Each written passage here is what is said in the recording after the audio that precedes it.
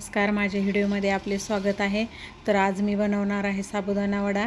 तर साबुदाणा वड्यासाठी हे बघा, मी अर्धा किलो साबुदाणा भिजून घेतलेला आहे. जवळपास तरी 4 ते 5 तास साबुदाणा भिजलेला पाहिजे. हे बघा, मी आता याच्यामध्ये हिरवी मिरची कुटून घेतली. मी हिरवी मिरची टाकते आणि 3 म्हणजे मोठे मोठे बटाटे घेतले. मोठे असे 3 बटाटे टाकायचे. अर्धा किलो साबुदाणा येतो. आणि त्याच्यामध्ये आता हे कूट हे शेंगदाण्याचा कूट पण करून घेतला आहे मी. हा कूट त्याच्यामध्ये टाकायचा आणि कूट टाकून आता याला काय करायचं, मीठ टाकायचं याच्यामध्ये लगेच आपल्याला, म्हणजे चवीनुसार मीठ टाकून घ्यायचं. थोडंसं मी कलर येण्यासाठी थोडंसं लाल मिरची पावडर टाकते, अर्धा चमचा.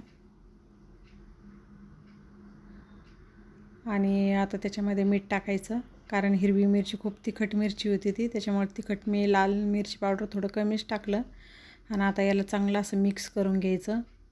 साबुदाणा भिजू घालताना जास्त पाणी ठेवायचं, म्हणजे साबुदाणा पण एकदम व्यवस्थित भिजला जातो. आणि थोडं जर आपल्याला लईच घट्ट वाटलं, थोडंसं पाणी बी थोडं घेतलं तर चालतं. थोडं पाणी शिंपडायचं फक्त थोडंसं, पण काही गरज नाही. म्हणजे साबुदाणा छान भिजलेला आहे आणि बटाट्यामुळे त्याच्यामुळे ते असं एकदम त्याला कुस्करून घ्यायचं, एकजीव करायचं आहे. बटाटा त्याच्यामध्ये पूर्ण मिक्स करून घ्यायचा आहे. हे बघा, मी असं आता बटाट्याने हे सगळं एकदम व्यवस्थित मिक्स करून घेतलं.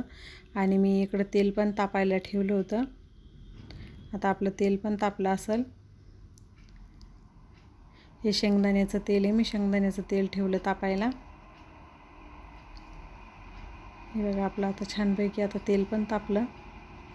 आता हे वडे आहे ना, अशा हातावरती छोटे छोटे वडे अशा हातावरती थापून घ्यायचे. हे बघा, लय पातळ पण नाही वडे करायचे. हे बघा, असं थोडंसं आहे, असं छान असं याला गोल आकार द्यायचा.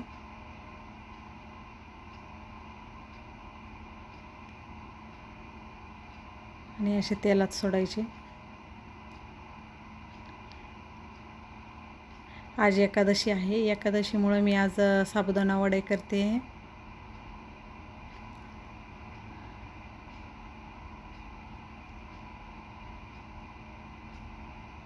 एकादशीचा उपवास असतो, त्या उपवासासाठी मी म्हटलं आज आपण खिचडी बनवल्यापेक्षा साबुदाणे वडे बनवूया, म्हणून मी आज वडे बनवू लागले. आणि मुलांना पण आवडतात. हे बघा, आता मी तेलामध्ये सोडून घेतले हे वडे. लगेच त्याला नाही एक पलटी करायचं, थोडंसं हे थांबायचं. म्हणजे थोडं मग काय होतं आहे त्याच्यामध्ये की मग ते चिटकत नाही आहे, नाहीतर आपण लगेच हे केलं ना मग तुटते ते. हे बघा, आता पलटी करायचं आहे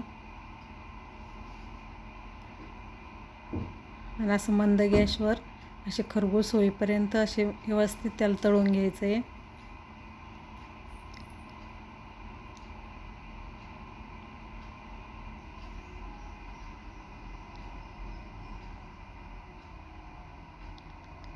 हे बघा, असं 1-2 वेळेस त्याला पलटं करायचं आहे.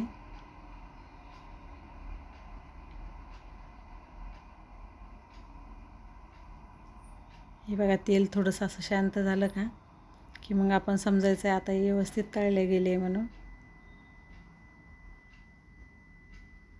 आता हे आपण काढून घेऊया. हे बघ, किती छान झाले आणि फुगले पण ते.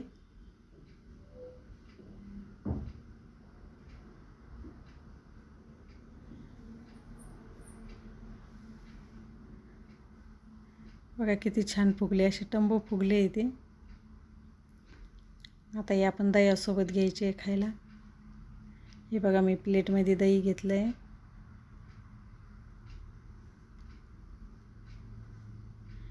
किती छान फुगले ते वडे.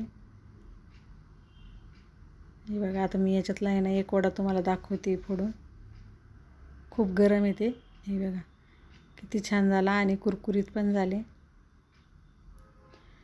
कसा वाटला माझा साबुदाणा वड्याचा व्हिडिओ बघितल्याबद्दल थँक्यू, धन्यवाद.